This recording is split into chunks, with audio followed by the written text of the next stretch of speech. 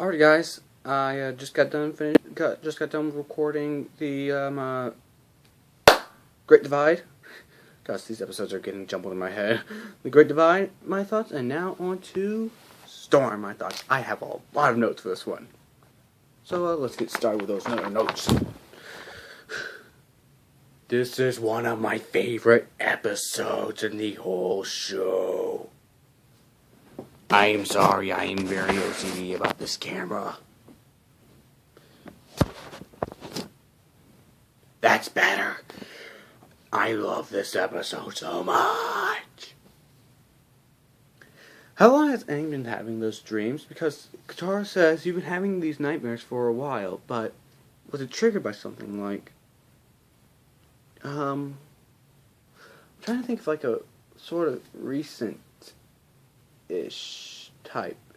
If I had to say anything, I honestly do think Jet. I don't really know why, but I'm just gonna go with Jet is when he's probably started having them. You know, because I feel like these types of nightmares, it's gotta be triggered by something. So I think Jet might have sort of kind of ish triggered it. I've got nothing. Here. Sokka assuming they got captured. That was hilarious when he's like, did we get captured again? Just, why not? They get captured so many times, just why not?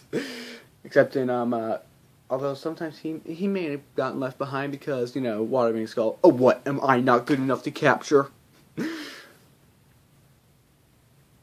I kind of want to hear about Sokka's dream. It sounds interesting. Because, you know, food eats people. And also, Momo could talk. Actually, no, he said it. And also, Momo could talk. You said some very unkind things. Oh, Sokka. Zuko is determined. And Iroh is also good at peace. Those were two different notes, but I accidentally read them because they were on the same line. But Zuko is determined to capture the Avatar. He's like, hey, no. Your safety doesn't matter. That Avatar matters. Screw you, Uncle. Screw you, Storm. We're getting that Avatar. Iroh, are you so good at peace because the spirit lives within? Because the spirit lives within you that was bred from Rava?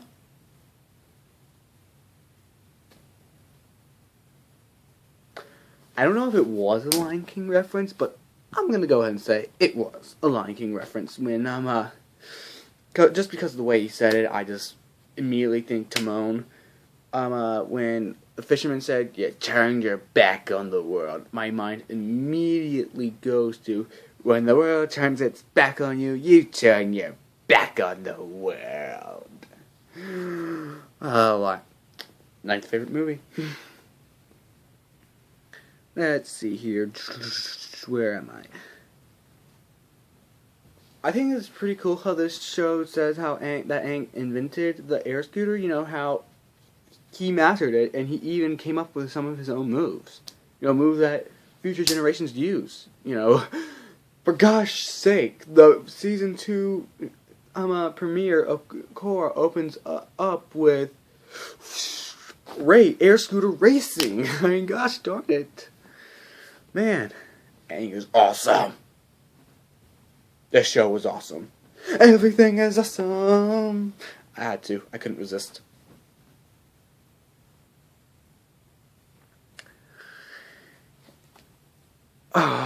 Tying in the villain and the hero's backstories. Oh my gosh, I love how... I think this actually has been done before, but I love the way this show does it. It's so good. Hiding the Fire Lord. They do a really good job of, you know, like keeping his face covered with the flames, you know, like making sure it's all shadowed up during the Agni Kai. Wasn't that a good concept the show had, Mr. Shyamalan?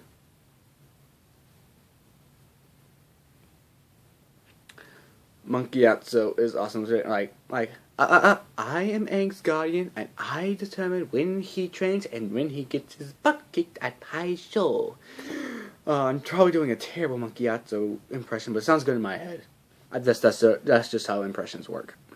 Like, I think I have a good GLaDOS impression, but my friend Nick says I have an awful one.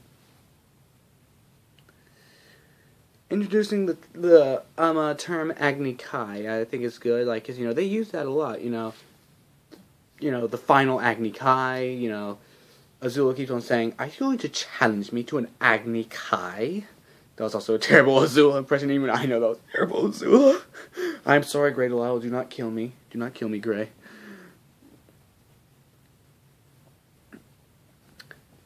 I know, this is kind of the same, thing as, tying in the hero and the villain stuff and all that. I don't know what I'm doing my hands here. But, I just saw how they got in one episode both Zuko's Scar origin and Aang's iceberg origin story. So, yeah, gosh, I love this episode. The way how Katara say, "You give people hope," and then Iroh, the important thing is that the Avatar gives Zuko hope. That was probably also a terrible Iroh impression. I'm terrible at impressions, okay? Happy Azula and happy Zhao when Zuko got his face burned off. This was Azula, and I don't remember Zhao, but I think he was just like this, but he was also pretty smiley. Well, especially Azula, how she was just like, oh no, it was this hand. Oh, Azula, you're so awesome. And crazy. Just, movie. Mr. Shyamalan, this is how you do exposition, backstory, right. You did it completely wrong. My favorite line in this whole episode, it's... You know what, this is actually not my... Okay, there are two lines that I can probably call my favorite. They're on par. Is, like, I'm going after them. I'm going with you. I'm staying here. And, I'm too young tonight. I'm not, but I still don't want. Oh, gosh, this show is hilarious. Iroh redirects the lightning. The expression... I actually don't think he's ever tried this before, so the expression on his face when, like, he's like, that actually works. Great. Wait, what does this say?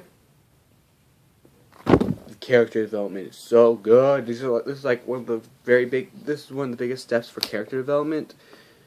And yes, I love character development so much. Fish is actually not meat. It is seafood.